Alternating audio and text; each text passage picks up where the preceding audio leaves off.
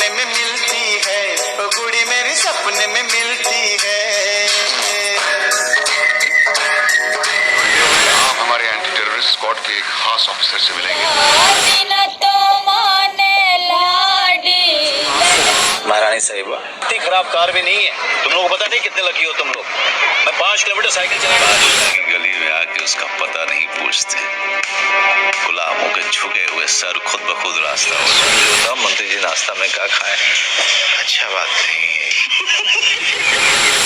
बॉलीवुड में हर दौर में नए नए टैलेंट्स का आगमन होता ही रहा है, जिन्होंने बॉलीवुड में न सिर्फ अपनी जगह बनाई बल्कि आज ऐसे ढेरों एक्टर्स मेन रोल से लेकर सपोर्टिंग और कैरेक्टर रोल्स में छाए हुए हैं। इन्हीं नामों में से एक नाम है मनोज वाजपेयी, जो अपनी नेचुरल एक्टिंग से हर किरदार को यादगार बना देते हैं। आज की वीडियो में हम जानेंगे मनोज वाजपेयी के संघर्ष और एक्टिंग करियर के बारे में, जो कि वाकई में एक मिसाल है। एक छोटे से गाँव से निकलकर अपनी काबिलियत के दम पर थिएटर, टीवी और सिनेमा में सबका दिल जीतने वाले मनोज वाजपेयी की गिनती आज बॉलीवुड में उन एक्टर्स में की जाती है जो नई जनरेशन के लिए महज एक एक्टर नहीं बल्कि अपने आप में एक एक्टिंग स्कूल की तरह है। 23 अप्रैल 1969 को बिहार के पश्चिम चंपारण के एक छोटे से गांव में जन्मे मनोज वाजपेयी के पिता का नाम राधाकांत वाजपेयी है, जो पेशे से एक किसान थे और माताजी एक गृहिणी हैं। मनोज वाजपेयी के माता पिता को मशहूर एक्टर मनोज कुमार जी काफी पसंद थे, इसीलिए उन्होंने उनका नाम भी यही रख दिया। मनोज कुल 6 भाई बहन हैं, जिनमें उनके अलावा 2 भाई और 3 बहनें हैं। शुरुआती शिक्षा अपने गांव के नजदीक करने के बाद 17 साल की उम्र में मनोज दिल्ली चले गए। वहां उन्होंने अपने कॉलेज की पढ़ाई पूरी की। कॉलेज के दिनों मनोज का झुकाव एक्टिंग करने में हो गया था, इसीलिए उन्होंने एक्टिंग सीखने के लिए एनएसडी में दाखिला लेने का मन बना लिया, लेकिन अफसोस 3 बार अप्लाई करने के बाद भी वो रिजेक्ट कर दिए गए। एक इंटरव्यू में उन्होंने बताया कि कई बार उनके मन में आत्महत्या करने तक का भी ख्याल आया करता था, लेकिन बाद में उन्होंने दोस्तों की सलाह पर दिल्ली के मशहूर रंगकर्मी बैरी जॉन से एक्टिंग के गुर सीखना शुरू कर दिया। मनोज से प्रभावित होकर बैरी जॉन ने मनोज को अपने ग्रुप में एक्टिंग टीचर नियुक्त कर दिया। दोस्तों, बतौर एक्टिंग टीचर काम करने के दौरान ही मनोज ने एक बार फिर से नेशनल स्कूल ऑफ ड्रामा में एडमिशन के लिए अप्लाई किया। हालांकि इस बार उन्हें वहां रिजेक्ट तो नहीं किया गया, लेकिन उनकी एक्टिंग स्किल्स और थिएटर की नॉलेज को देखते हुए उन्हें वहां बतौर एक्टिंग टीचर जुड़ने का ऑफर दिया गया। इसी दौरान शेखर कपूर अपनी फिल्म बैंडिट क्वीन के लिए एक्टर्स की तलाश कर रहे थे, जिसके लिए मनोज वाजपेयी उन्हें भा गए। उन्होंने मनोज से कहा, थिएटर काफी हो गया, कल को शादी करोगे तो बच्चों को खिलाने के लिए पैसे भी चाहिए होंगे, इसीलिए मुंबई चले आओ।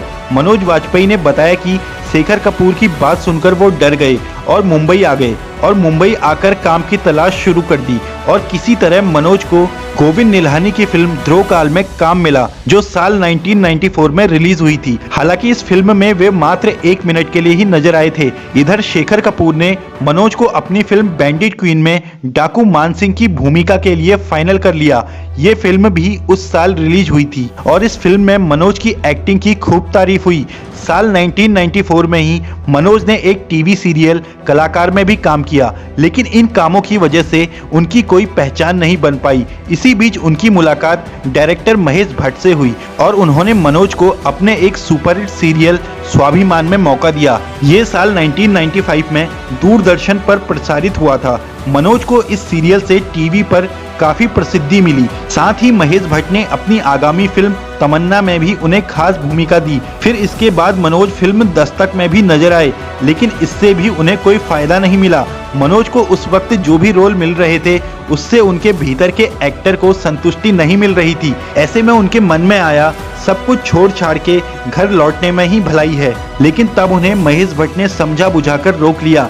मनोज ने इसी दौरान डायरेक्टर राम गोपाल वर्मा की फिल्म दौड़ के लिए भी ऑडिशन दिया। दोस्तों, जब मनोज ने राम गोपाल वर्मा को बताया फिल्म बैंडिट क्वीन में उन्होंने डाकू मानसिंह की भूमिका निभाई थी, तब राम गोपाल वर्मा को विश्वास नहीं हुआ, क्योंकि तब मनोज क्लीन शेव में काफी यंग और गुड लुकिंग दिख रहे थे। मनोज ने बताया, सर मैंने उस रोल के लिए दाढ़ी बढ़ाई थी ताकि अपनी उम्र को बड़ा दिखा सकूं।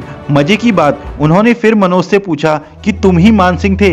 राम गोपाल वर्मा को शायद कई दिनों से मनोज की ही तलाश थी। उन्होंने मनोज से कहा, दौड़ छोड़ो, ये तुम्हारे लिए नहीं है, मैं तुम्हारे साथ अगली फिल्म बनाऊंगा, इससे भी बढ़िया रोल दूंगा। लेकिन मनोज को तब पेमेंट ज्यादा इंपॉर्टेंट लग रही थी, इसीलिए उन्होंने कहा, नहीं सर, मैं यही करूंगा, मुझे इस 35,000 की जरूरत है। इसके बाद मनोज को दौड़ में तो काम मिला ही, और साथ ही साथ राम गोपाल वर्मा की अगली बड़ी फिल्म सत्या में भी एक दमदार रोल मिल गया। दोस्तों, बॉलीवुड में मनोज को असल पहचान भी फिल्म सत्या में उनके द्वारा निभाए गए गैंगस्टर पीकू मात्रे की भूमिका से ही मिली थी। मुंबई का किंग कौन? पीकू मात्रे।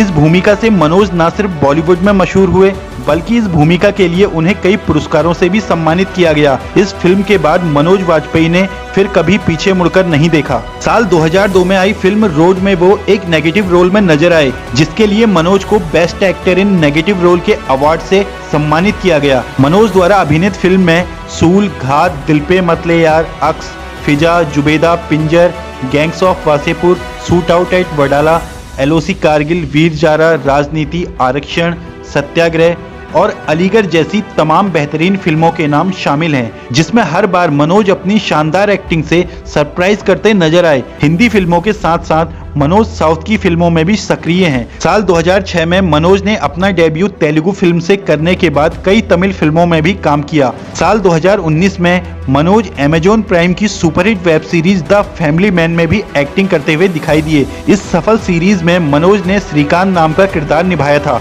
अवार्ड की बात करें तो मनोज अपने एक्टिंग करियर में 2 नेशनल अवार्ड और 4 फिल्म फेयर अवार्ड जीत चुके हैं। उन्हें पिंजर और सत्या जैसी फिल्मों के लिए नेशनल फिल्म अवार्ड मिला था, और साथ ही उन्हें 2019 में पद्मश्री अवार्ड से भी सम्मानित किया जा चुका है।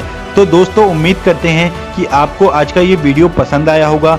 वीडियो अगर अच्छी लगी तो इसे लाइक करें, शेयर करें, और चैनल पर नए हो तो प्लीज़ इसे सब्सक्राइब जरूर करें। तो मिलते हैं आपसे नेक्स्ट वीडियो में।